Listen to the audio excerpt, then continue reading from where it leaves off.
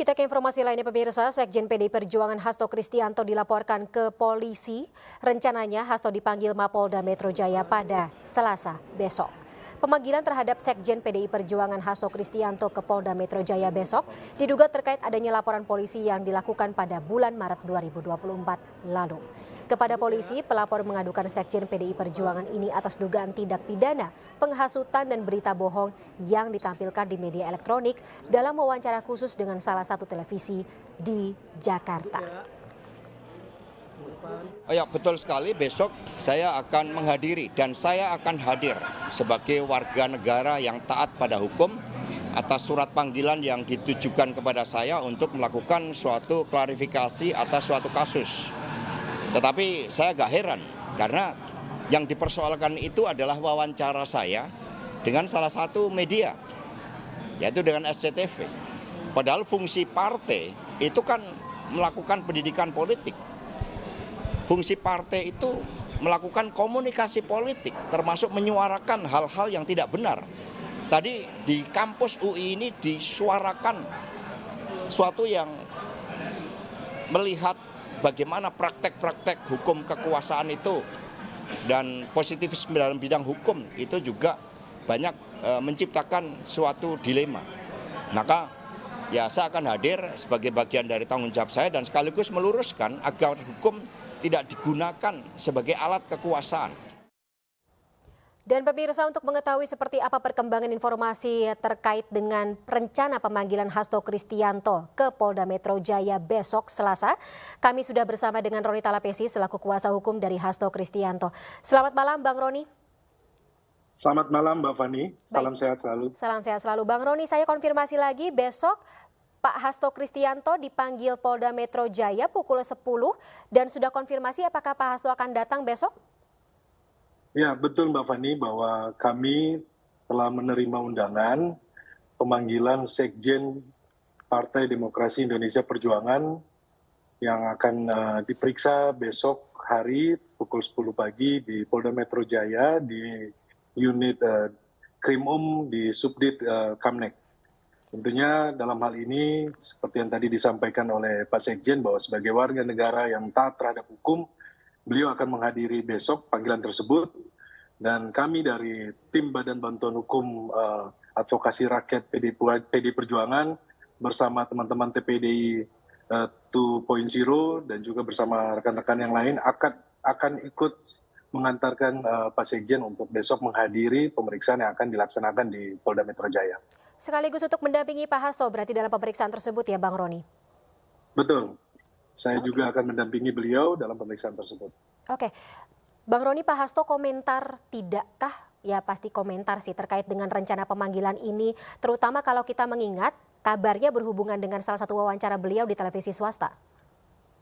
Ya, tentunya kan ini menjadi kaget ya kami ya. Dalam hal ini kan beliau selaku Sekjen dari PDI Perjuangan menyampaikan pernyataan-pernyataan politis yang juga pun di dalam wawancara tersebut merupakan salah satu media besar yang sudah disampaikan bahwa media TV dan itu sudah bisa disaksikan oleh masyarakat secara umum, tetapi kami juga kaget kenapa berdasarkan pernyataan beliau itu kemudian dilaporkan.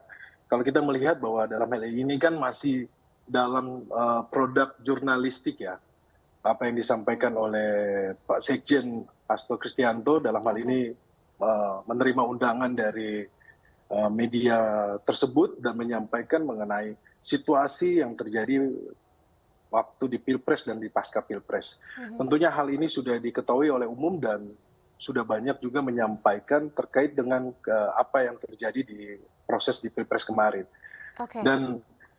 Dan kami kaget kok tiba-tiba sekarang baru laporannya diproses ya. Kemudian kita berharap bahwa jangan sampai ini hukum sebagai alat kekuasaan tentunya. Ini sangat berbahaya juga buat kita semuanya, terutama juga rekan-rekan media yang selama ini kita sangat hormati, menjunjung tinggi kebebasan pers dalam mendapatkan informasi dan dapat mengundang narasumber. Dan kami selalu dalam hal ini Partai PDI Perjuangan selalu membuka ruang seluas-luasnya kepada teman-teman rekan-rekan media. Tetapi kalau hal ini juga pun dilaporkan ke kepolisian, kita akan lihat ya bagaimana nanti pemeriksaan besoknya. Seperti itu Mbak Fani. Oke. Tadi saya garis bawahi ya, hukum jangan digunakan sebagai alat kekuasaan, Bang Roni. Terkait dengan pelaporan ini, Bang Roni, Pak Hasto dan juga tim kuasa hukumnya sendiri, apakah sudah mengetahui siapa yang melaporkan? Ya, tentunya kalau dari panggilan yang kami terima di sini, kita melihat bahwa ada pelapor bernama Hendra dan bernama Bayu Setiawan ya.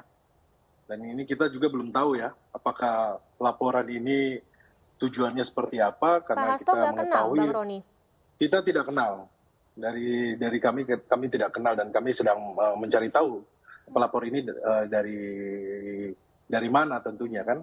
Yang kita sudah belajar dan beberapa kasus yang ada dan kita berharap bahwa tidak ada lagi proses hukum yang dalam hal ini ditunggangi ya oleh oknum-oknum tertentu untuk membatasi dalam hal ini untuk Sekjen PDI Perjuangan untuk berbicara di depan publik. Tentunya Sekjen PDI Perjuangan dalam hal ini sebagai perwakilan dari partai melaksanakan pendidikan politik, menyampaikan hal-hal di muka umum. Tentunya itu juga pun berdasarkan riset dan berdasarkan hal-hal yang menjadi informasi yang dikumpulkan. Tentunya tidak menyampaikan dengan sembarangan saja. Contohnya tentang Mahkamah Konstitusi, kita melihat bahwa di Mahkamah Konstitusi ada dissenting opinion dari majelis Mahkamah. Dan itu kan jadi pertimbangan juga dan masyarakat umum saya pikir sudah mengetahui hal tersebut terkait dengan kecurangan, terkait dengan politisasi bansos, itu ada di pertimbangan putusan Mahkamah Konstitusi. Oke, Bang Roni, satu lagi. Wawancara Pak Hasto di salah satu televisi swasta tersebut kan kita ketahui juga salah satu bentuk atau apa ya namanya karya pers, karya jurnalistik. Apakah tidak ada rencana juga dari tim kuasa hukum untuk mungkin bukan melimpahkan ya ke Dewan Pers juga berkonsultasi terkait dengan hal ini? Ya, dalam hal ini Mbak Fani, kita mengajak semua rekan-rekan pers media juga untuk mengawal proses yang ada di kepolisian ini. Kami tidak mau ke depannya terjadi pembungkaman terhadap proses demokrasi yang sekarang sedang kita perjuangkan, yang sudah carut marut, dan sekarang kita memperjuangkan supaya kebebasan terhadap pers, kebebasan terhadap demokrasi itu dapat tumbuh dengan tidak khawatir dengan adanya proses hukum. Tentunya kalau ada hal-hal yang kedepannya terkait dengan Dewan Pers, kalau mengacu terhadap MOU Kapolri pada tahun 2017 dengan Dewan Pers, bahwa produk jurnalistik itu tidak bisa diproses secara pidana. Seperti kasus yang pernah menimpa Mas Aiman kan ya, Bang Roni kan juga ikut serta dalam pendampingan, kemudian juga saat proses tersebut bergulir. Betul Mbak Fani, sudah beberapa kali kita sampaikan juga kepada rekan-rekan Polri bahwa dalam hal ini ada undang-undang pers dan perlu kita hargai bersama. Tentunya ini harus menjadi komitmen bersama ya, bahwa kebebasan pers, kebebasan berpendapat itu dilindungi oleh undang-undang. Saya pikir bahwa penyidik Polri harusnya mengetahui hal ini. Besok kita akan hadir dan kita akan lihat pemeriksaannya seperti apa. Tentunya beberapa argumen sudah kita siapkan, nanti besok kita akan sampaikan kepada penyidik Polda Metro Jaya. Baik. Bang Roni, terima kasih banyak atas informasinya sementara ini. Kita sama-sama ya akan kita saksikan bersama ya bagaimana, dan juga Bang Roni kan juga turut serta dalam pemanggilan besok di Polda Metro Jaya bersama dengan Sekjen PDI Perjuangan Hasto Kristianto ya besok. Terima kasih Bang Roni sebelumnya atas waktunya dalam Ainus Prime malam hari ini. Salam sehat selalu, sampai jumpa.